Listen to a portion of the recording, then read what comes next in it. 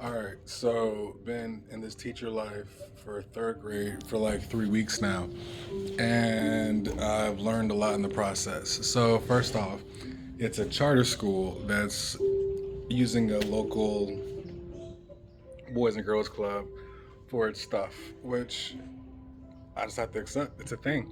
So that means they don't have like a proper cafeteria room. If it's raining, as is the case today, they can't go outside and have lunch. There was a whole confusion about where they're gonna sit with the wet butts or these wet benches, and then they should have this thing already set up because they have a cafeteria.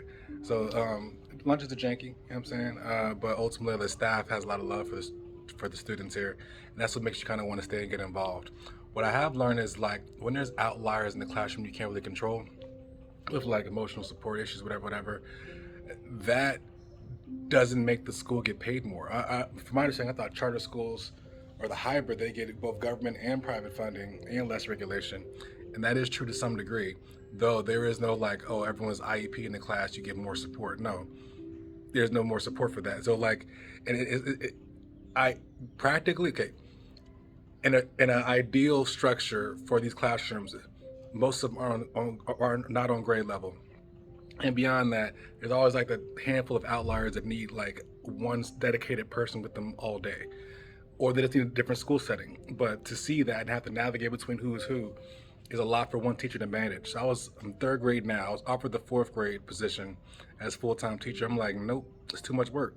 I'd rather co-teach it because we have to consider grading papers, classroom management.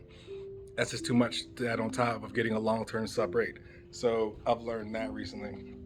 And a few things that are kind of disheartening about it is like it's black and brown school, and it just feels like a crying inside. I have lack the word full expresses, but like the Latino kids have like a more appreciation, have a broader, stronger appreciation for their education.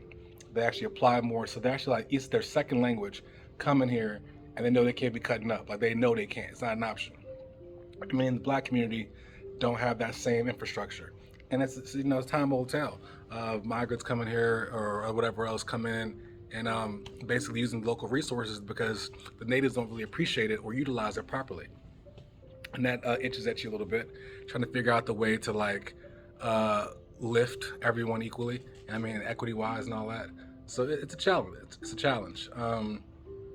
Another thing is like, there is no extra funding if one kid is extra, it does the most. And if anything, it's incentivized to not tell the parents, oh, your child is special, because if they require any more special adaptations, it cuts at the school's budget. So the more teachers they could hire, more support staff. So if you have your child needs an IEP and has ADD or something like that, apparently the school has to pay for the therapist and the other stuff. I'm like, why is that happening from a home stance? I don't get it. So the school is really, really timid to like offer or suggest anything to help their child of the parent get more focused, whatever resources they may need. It's really timid to say that because the school foots the bill. I'm like, that's just weird. Um, I really see the school to prison pipeline structure in the system. It's like this. I'm fortunate now to say that this classroom co-teaching, it's a male and female angle of it, and that's cool. That's cool. I feel like it should be needed more in life, but there's not many dudes out here, and of that, still, being a full-time teacher is a lot of responsibility, and I just know I'm not up for that right now. I haven't done it before.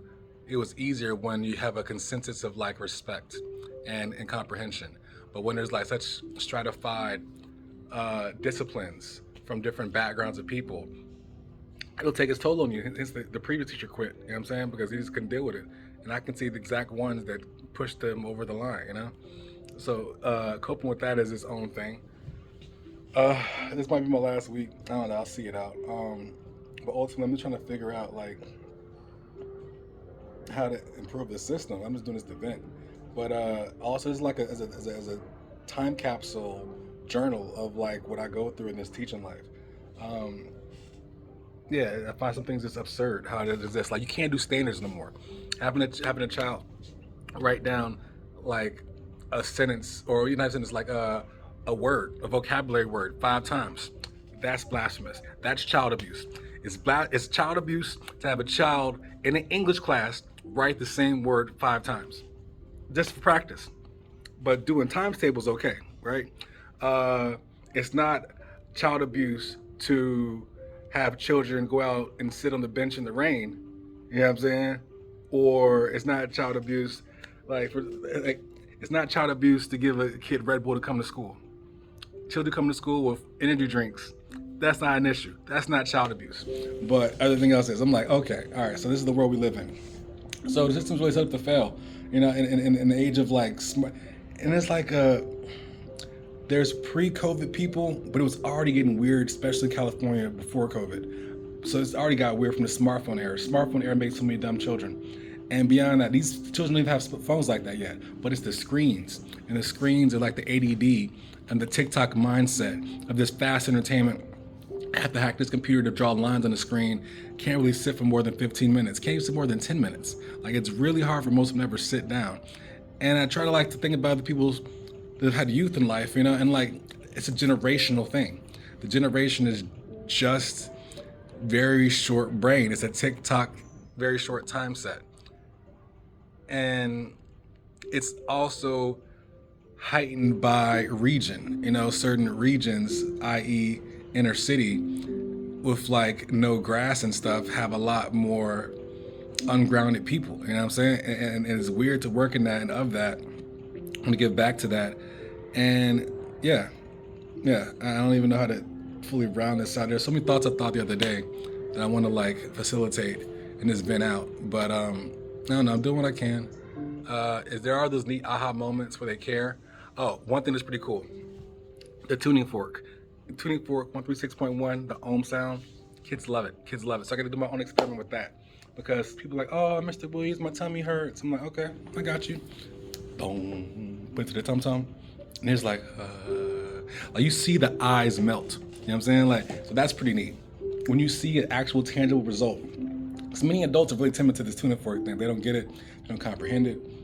And I think it's pretty neat that you can see it stop their upset stomach. They're probably gonna upchuck. And I pause that, you know what I'm saying? Or whatever ailment going on. It's just a healing sound. So that's a great resource to got to try out here. Also got do some recon on the happy food dance. I want to do a documentary on the happy food dance down the road, and just asking around, getting some good intel about how do you have a happy food dance? You know what I mean? Do you dance when you get a little food in there? And how about your mother, your sisters, your brothers and cousins? You know what I'm saying? Like, how's a family? Is it genetic happy food dance? Is it like come and go? So find that research out was also pretty neat. Another side point. And some more stuff. Yeah, the read level's not the best, and there's room for improvement. And it will come up better with like this smaller classroom. Like classroom should be no more than 10 people, ideally. Anything above that, and I grew up with 25, 30 people in the classroom. But for this age, let's say I'm going to scale it down. It's going to be a weird thing. There's only 2 third grade classes at this school. So everything I think is unimpaired. So anyway, however this is going to work out, hope we come to conclusions, and still happy thoughts in the future. Destiny event. We'll see how this goes. Thank you for your time.